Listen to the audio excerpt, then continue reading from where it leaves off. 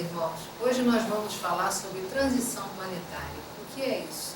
Afinal, isso é um tema que povoa a mente das pessoas, muitas pessoas ficam assustadas, acham que é o fim do mundo, enfim, o que é isso? Nós vamos conversar hoje com o Pai Valdo sobre esse assunto. Pai Valdo, à luz da Umbanda espiritualista cristã, o que é a transição planetária? Salve, meus irmãos, paz a todos.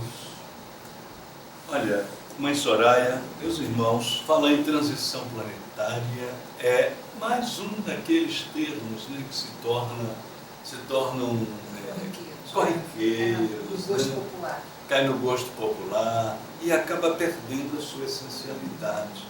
Porque em torno disso começam a se criar fábulas e uma série de histórias como ela, né, que enchem muito bem os bolsos das editoras e os egos de pseudos médiuns espalhados por aí hoje, especialmente no Brasil, né?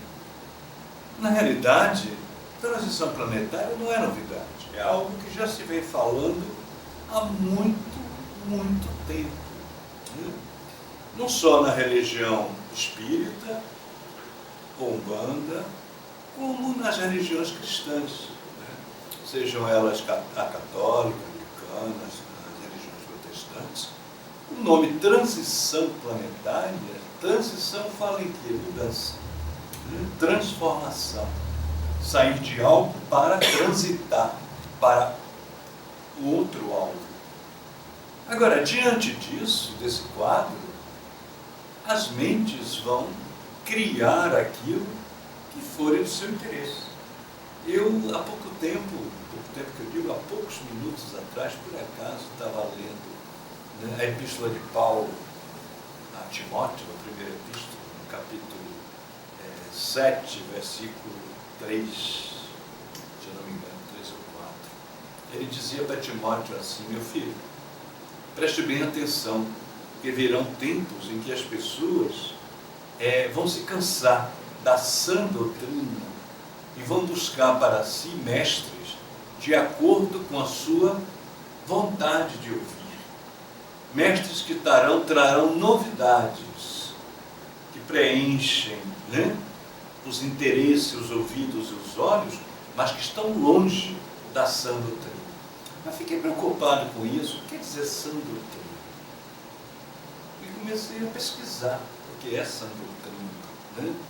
E cheguei à conclusão, através das minhas pesquisas, sã quer dizer uma coisa sadia, né?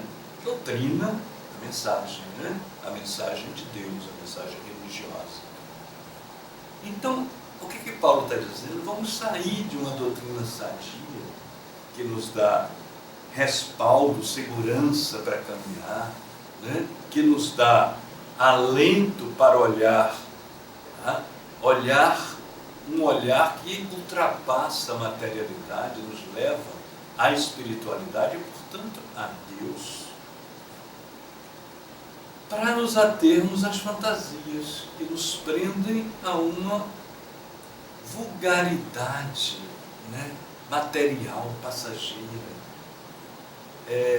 Um grande espírito chamado Deolindo, né, através da mediunidade Carlos Marcelo, ele diz que hoje em dia, infelizmente, a atuação dos espíritos se torna cada dia mais difícil. Está se tornando cada dia mais difícil. Pelas fantasias com que os médiuns atuais revestem as verdadeiras mensagens dos espíritos. Bateu, as coisas batem, né? Parece Paulo falando, e não é. É um espírito, né, desencarnado através de um médium atual, um médium valoroso, como é o Carlos Marcelo, né, que ele conviveu com o Chico Xavier há muito tempo. E aí eu penso hoje em mim e penso nos meus irmãos, caminhantes encarnados, né, em busca de respostas para as suas vidas. E se debatem, se encontram com essa miríades, né, milhares de posições, de histórias, de fantasias, de sonhos, que não levam a lugar nenhum. Porque o lugar para onde nós estamos caminhando, desde sempre, a doutrina sã sadia nos diz, é Deus. Agostinho, Santo Agostinho, ele deixa claro isso. Nós viemos de Deus, estamos retornando a Deus. Só teremos paz, repouso, quando lá chegarmos, voltarmos a Deus. Eu fico pensando, as mensagens que se veem hoje por aí, estão levando a quem? A Deus? Essa é a pergunta. A Deus? Ou ainda endeusar médiuns, receberem aplausos, quando não encher os bolsos, infelizmente, né? Fazendo com que as pessoas fiquem buscando esses mestres de acordo com a sua vontade de ouvir. Eu acho muito melhor, existem grandes romancistas aí, né? Grandes literatos, vamos comprar romances desses literatos, já que a gente gosta de romance, mas não vamos mesclar, né, a sã doutrina, a religiosidade sadia, com fantasias, pura novidades, puros romances, né, atribuindo a espiritualidade. Transição planetária nada mais é do que mudança. Essa transição planetária, ela vai desde o ponto micro, que é nós somos o mundo. A primeira transição, sempre me disse o Pai Ventania isso, é a transição sua interior, ou seja, sua mudança interior. A mudança de um planeta interior ainda mesquinho, pequeno, né, imaturo, para um novo homem, para um homem amadurecido, buscando Deus, numa vivência do amor real, né? Voltando a Paulo Apóstolo, né? A transição planetária, Paulo já falava disso, é necessário que o homem velho morra e surja um homem novo. Olha a transição. Essa é a verdadeira transição, a transição que eu acho que nós, espiritualistas, cristãos, essa transição que os médiuns deveriam estar preocupados em passar para o coração das pessoas, tá? Não é a transição planetária em termos de que o planeta vai mudar, que vai acontecer isso ou aquilo e vai passar. Aí começa os espíritos interplanetários a surgirem, não sei de onde. Tá, tudo bem, haverá uma grande transformação no nosso mundo. Isso é velho, está na Bíblia, está no Apocalipse, está no Evangelho, né? Deus criou o mundo, Deus criou a natureza, Deus criou não para acabar, né? Quem degradou fomos nós pelo pecado, ou seja, afastamento de Deus. Pecado é uma palavra que vem do latim peccatum, afastamento. Quando nós nos afastamos de Deus, nós desequilibramos a natureza, o cosmos, inclusive o nosso cosmos interior. Através de Jesus Cristo é o momento da volta, como diz Teilhard de Chardin, né? Tudo ser renovado no Cristo, inclusive o cosmos natureza. Então é claro que o mundo, tá? A matéria como nós a conhecemos será transformada. Haverá uma transição, né? Haverá uma chamada. Agora não vamos ficar hoje preocupados, né, e buscando ficções em volta de apocalipses, no sentido de grandes acontecimentos que vão destruir o mundo, que vão... Que isso tudo, gente, não é do nosso interesse. O nosso interesse é a transição interior. Esses fatos que poderão vir a ocorrer serão sempre consequência da nossa condição de espíritos imperfeitos, jogando para o cosmos, matéria, energias deletérias, pesadas, que voltam. Consequentemente, a natureza se revolta, né? A natureza fala. Pai Paulo, aproveitando, isso é importante. O senhor falou, tocou no tema Apocalipse, né? Muita gente associa Apocalipse, afinal, Apocalipse é um livro da Bíblia. Qual é a mensagem que esse livro tem para nós, especialmente nos dias de hoje? O Apocalipse é o último livro da Bíblia, né? É escrito por João, evangelista, né, na ilha de Patmos, de acordo com momentos místicos, né, em que ele recebeu essas mensagens. O Apocalipse é um livro difícil de ser lido, porque ele é um livro de mensagem, né? Por trás de toda vamos dizer assim, uma criação da visão de João, está a mensagem de Deus, a mensagem da transição, a transição interior, a transição da natureza, a transição da humanidade, né? de momento ainda presos, né? À materialidade, ao sofrimento e à dor, para um momento que se chama de parousia, ou seja, de glorificação junto a Deus, voltando a Deus. Então João no Apocalipse, ele coloca vários aspectos e acontecimentos que, se a gente lê aquilo com os olhos sem preconceitos, né? Mas com os olhos de quem busca a luz que se reflete através dali, a gente vê que essas coisas estão acontecendo hoje. O que o João fala ali está acontecendo hoje aí no nosso, digamos, né, desculpe o termo, na nossa cara. Porque a gente não quer enxergar. É melhor a gente ficar fantasiando com essas ficções interplanetárias, né? É a chamada de Deus, é sempre a misericórdia de Deus sacudindo o homem, sacudindo a natureza ao lado do homem, não para castigar o homem, para despertar o homem para a sua origem, para aquilo para o qual ele foi criado, ser feliz na união do amor com Deus. É a grande fraternidade universal, tendo Deus como centro desse amor. É essa a mensagem do Apocalipse, né? Agora eu posso pegar o Apocalipse e em cima dele criar. Nós temos N romances em cima disso, né? Sobre o anticristo, aquela coisa toda, os cavaleiros do Apocalipse.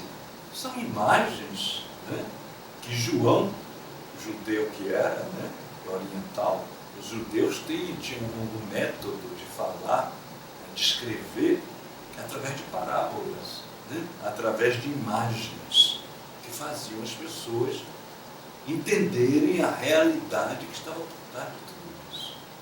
Então o Apocalipse não é um livro para se ter medo, é um livro ao contrário, para nos glorificar, para nos alegrar.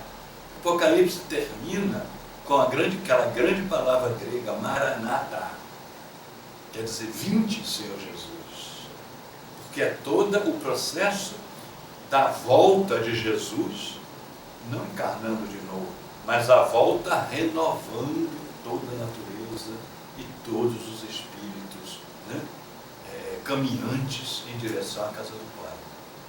Essa é a grande mensagem do Apocalipse. A mensagem, sim, é uma mensagem de transformação. Falando em transformação, agora o mês de dezembro, o mês de novembro, é o mês que a gente faz homenagem ao Orixá Obaloaiê. O que o senhor pode nos falar? Olha que grandeza, que beleza que é um bando espiritualista cristão dos céus, né? Para nós, orixás nada mais são do que emanações divinas, né? Chama de raios. É Deus, na sua misericórdia, agindo sobre o cosmos, natureza, e sobre o nosso cosmos interior. O Obaloaiê é o sétimo raio, é o raio da transformação, muito ligado ao que nós estamos conversando, né? Que são as mudanças. O Obaloaiê, cujo nome em Yorubá é Obaloaiê, porque nós, como Umbanda, temos influência. Não somos uma religião de matriz africana. Nós somos uma religião fundada no Brasil em 1908, pelo Caboclo das Sete Encruzilhadas, que disse claramente: estou fundando uma nova religião brasileira, não de matriz africana. Temos influência africana? Sim, porque a cultura brasileira está derivada disso. Como temos influência oriental, mas não somos uma religião de matriz oriental. Temos influência kardecista, mas não somos uma religião de matriz kardecista, né? Nós somos Umbanda. E esses raios divinos, que são sagrados orixás, A Umbanda, respeitando a nomenclatura, né, vinda da influência afro, mantém. Obaloaê, por exemplo, quer dizer o que? Obá, quer dizer rei, senhor. Né? L seria a preposição. Aiê, terra, rei da terra. Porque a terra, nós sabemos, é um elemento transformador. Tudo que cai na terra se transforma. E o Obaloaê está presente nesse momento transformador, seja no mínimo como no máximo. Né? Seja numa semente que cai, morre, é transformada, e dali surge uma planta, uma árvore, né? Como em nós, no nosso interior. Tudo que cai em nós, pela nossa mente e nossas emoções, tende a se transformar em nós, ou para o bem ou para o mal. Isso vai depender da nossa condição e nossa opção, nossa escolha. O Obaloaê é o orixá da purificação transformadora. Como eu disse, no nosso cosmo interior e no cosmo natureza, no cosmo universal. É um grande orixá, né? Porque é a presença de Deus transformadora. Por isso se diz que ele é orixá da cura. Porque a cura é o quê? Seja do corpo como da alma. É a transformação, é a transição do mal para o bem, né? Da doença, da enfermidade, da alma, né? Que vai provocar a enfermidade do corpo, da saúde. Saúde da alma, que vai se refletir na saúde do corpo.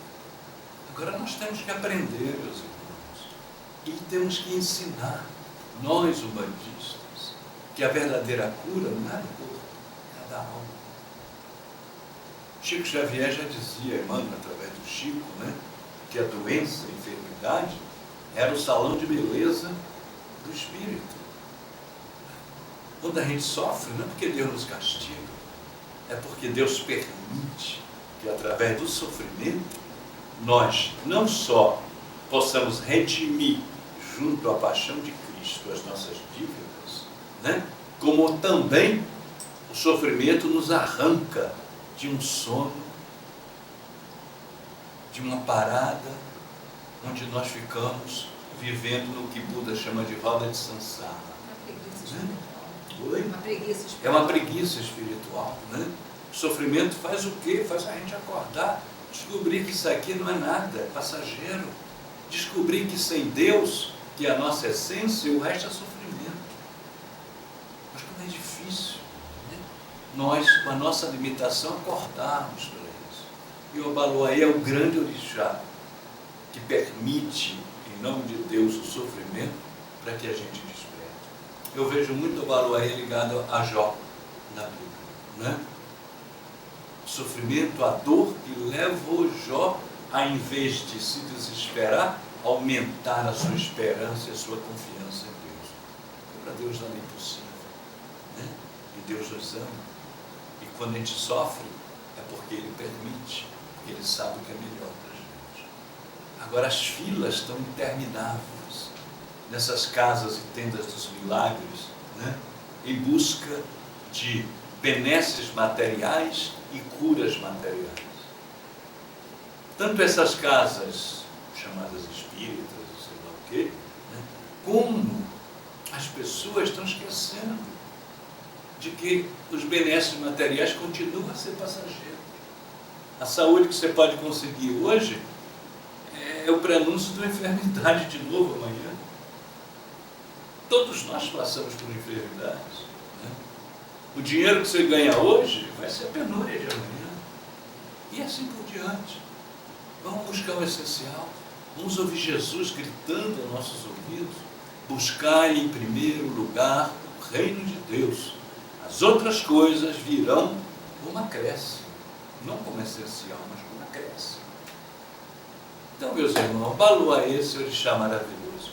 E nesse mês de novembro temos que refletir, pensar, orar, fazer nossas preces, pedindo que esse raio divino atinja o nosso coração e transforme nossa mente, mudando nossos valores tão mesquinhos, tão apagados, que nos deixam nesse vazio,